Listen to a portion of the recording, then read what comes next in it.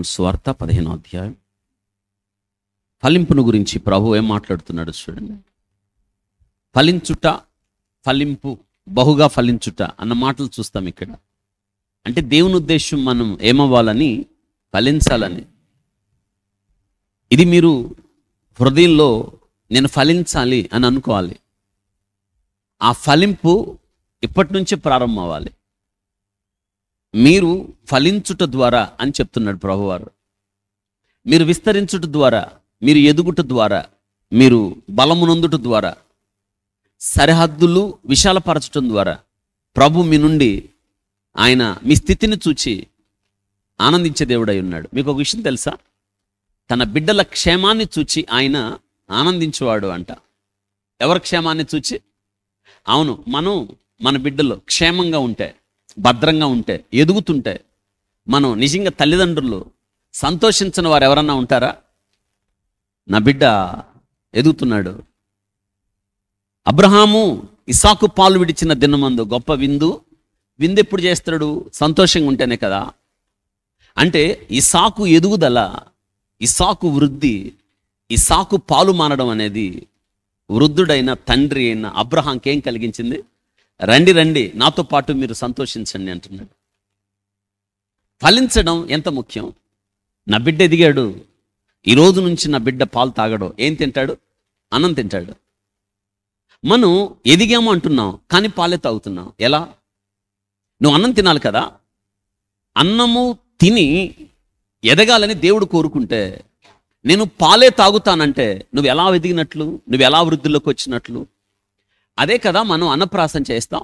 అంటే మనం గొప్పగా చేసుకుంటాం, బహిరంగంగా చేసుకుంటాం. రండి మా ఇంటికి రండి, మేము కూడిక పెట్టుకున్నాం, మేము ఫంక్షన్ చేస్తున్నాం, పార్టీ ఇస్తాం. ఏంటంటే మా బిడ్డకి ఈరోజు మేమేం పెడుతున్నాం?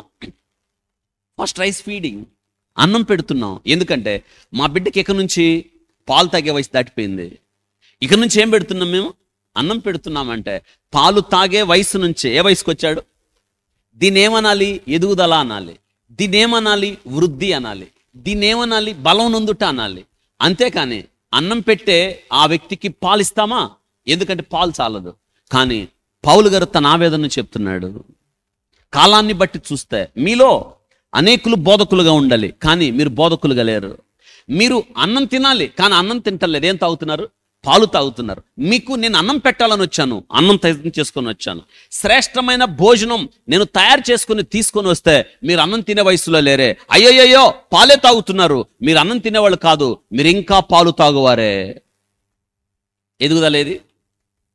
ఆలోచించండి. ఎదుగుదలేది లేదు. ఇదినా మనం ఎదుగుదల గురించి ప్రభు చెప్తున్నాడు ఇక్కడ 15వ అధ్యాయంలో. ఏమంటున్నాడంటే చూడండి, 4వ వచనంలో నా యందు నిలిచి ఉండుడి అన్నాడు. చూసారా? నా యందు నిలిచి ఉండుడి. సూత్రం అదే, నా యందు నిలిచి ఉండుడి. అవును, మీ యందు నేనును, అదొక్కటే. మనం ఆయన యందు నిలిచి ఉండాలి, ఆయన యందు నిలిచి ఉండాలి. ఇక్కడ ఒక మాట చెప్పాడు అక్కడ చూడండి, తీగ ద్రాక్షవల్లిలో నిలిచి ఉంటే గాని తనంతట తాను ఎలాగూ ఫలింపదో, అలాగే నా యందు నిలిచి ఉంటే గాని మీరును, 4వ వచనం, ఫలింపరు. అవును, తనంతట తను ఫలించదు.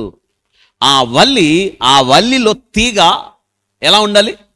అవును, ఇంగ్లీష్లో కనెక్షన్, కలిసి ఉండాలి, అంటు కట్టబడ ఉండాలి, లోతులోకి వెళ్ళాలి. ఆయన మీద మనం అనుకోవాలి. ఆయనలో, ఇన్ హిమ్, లేదా అబైడ్, ఆయనలో ఎప్పుడైతే ఆయనలో మనం ఉంటామో, ఆయనలో ఉంటామో. నేను హైదరాబాద్ మీటింగ్స్కి వెళ్ళినప్పుడు చాలా పక్షులు పక్షులు కొనుక్కొచ్చాను, చాలా పక్షుల్ని.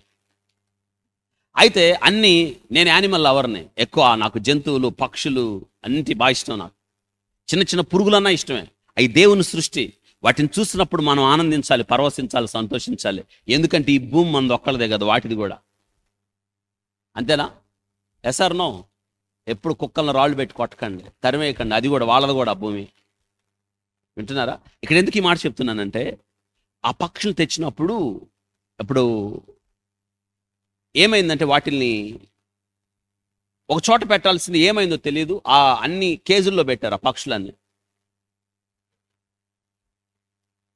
మరి అది కింద పడింది. ఆ కేజీ చైర్ మీద పెట్టారేమో తెలియదు. అక్కడ ప్రేయర్కి వెళ్ళి వచ్చేటప్పుడు కల్లా అందులో పక్షుల్లో ఒక రెండిట్లో ఒకటి బాగుంది, అది కింద పడిపోయింది, కేజీ పెద్దది.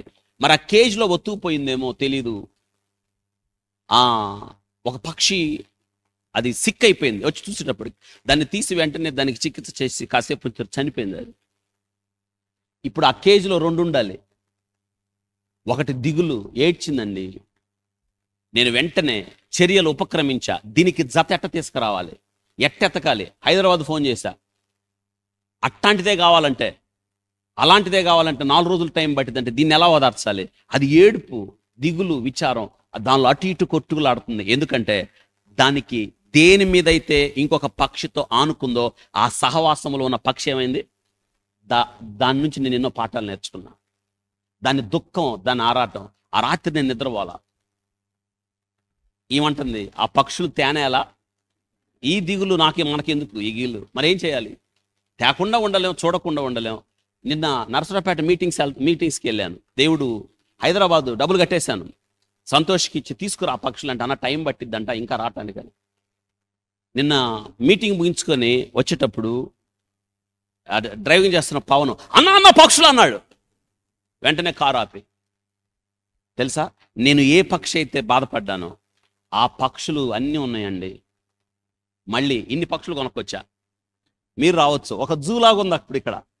ఇప్పుడు తెచ్చి దాన్ని, చనిపోయింది జత కదా, ఇప్పుడు దానిలో 7 పక్షులు పెట్టేశా. ఎప్పుడైతే దానిలో వేసామో నిన్న దినాన్ని చూడాలి, దాని ఆనందం, దాని సంతోషం. ఎందుకంటే ఆ పక్షికి తెలిసింది నేను ఒంటరి కాదు. ఒకటి పోయింది అనుకుంటే ఎన్ని వచ్చినాయి? వారిలో ఒంటరైన పక్షి పాడుకోవాలి చెప్పండి. వాడు 7 ఇప్పుడు. ఎందుకు ఈ మాట చెప్తున్నానంటే, పక్షికి తోడు లేకపోతే, పక్షి దాని మీద ఆనుకోకపోతే, పక్షి చూడండి నా తోడు లేదని కలవరం చెందింది. మన సంగతి ఏంటి? ఎవరి మీద ఆనుకోవాలో, ఎవరిలో వేరు కట్టబడాలో, ఎవరిలో దిగిపోవాలో, అబైడ్ ఇన్ హిమ్, ఆయనలో మనం ఉండాలి ఫలించడానికి. క్రీస్తు లేని జీవితాలు మనం ఎట్ట ఫలిస్తాం? ఇదే జరిగింది. దావీదుకు భార్య అవ్వాలి మేరబు, కానీ దావీదు నుండి వేరు చేయబడి అద్రియేలుకి ఇవ్వబడింది. 5 కొడుకులు పుట్టారు, కానీ మేరబు చనిపోయింది. 5 కొడుకులు ఉరి తీయబడ్డారు. ఎందుకంటే సపరేషన్ ఆఫ్ కింగ్ డేవిడ్. దావీదు నుండి వేరు చేయబడిన జీవితాలు నో యూస్. ఆ తర్వాత సౌలు మీకాల్ని ఎవరికిచ్చాడు? దావీదుకి ఇచ్చాడు. కానీ ఆ మీకాలు దావీదుకి ఇచ్చిన తర్వాత దావీదును చంపడానికి ఆ సౌలు ప్రయత్నం చేస్తున్నాడు. దావీదు వెళ్ళిపోయాడు. ఇప్పుడు మీకాలను తీసుకెళ్ళి ఎవరికి ఇచ్చాడు? పయల్తీయేలుకి ఇచ్చాడు.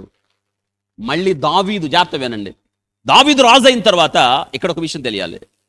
వెంటనే దావీదుకి ఆమె గుర్తొస్తుంది. ఎవరు? మీకాలు. ఇప్పుడు ఆయనకి భార్య అయింది కదా, ఎవరికి? దావీదు పిలిపించాడంట. న్యాయమా పిలిపించడం? న్యాయం. ఎందుకో తెలుసా? దావీదుకు భార్య అయి ఉండగా ఎలా ఇస్తాడు? వినండి, దావీదు జ్ఞాపకం చేసుకున్నాడు. ఇది అక్కడ ఆత్మీయ అర్థం.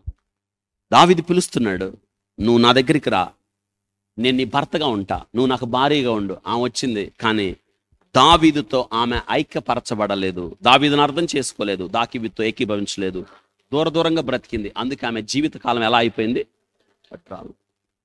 దావీదు నుండి వేరైన జీవితం, వెలుపల వేయబడి ఎండిపోయిన జీవితం, దావీదుతో ఉండి కూడా దావీదుతో ఐక్యపరచబడిన జీవితం, ఫలాలు లేని జీవితం. అందుకే మీరు ఫలించాలంటే ఎవరిలో నిలిచి ఉండాలి? ఇదే ఈ వాక్య భాగం మనకు తెలియజేస్తుంది. ఫలించున్నట్లుగా ఇది నా వాక్యం వింటున్నాం. మనం ఫలిద్దాం. మన ఫలింపు పరలోకములో ఉన్న తండ్రికి, మీరు బహుగా ఫలించుట వల్ల నా తండ్రి మహిమపరచబడతాడు.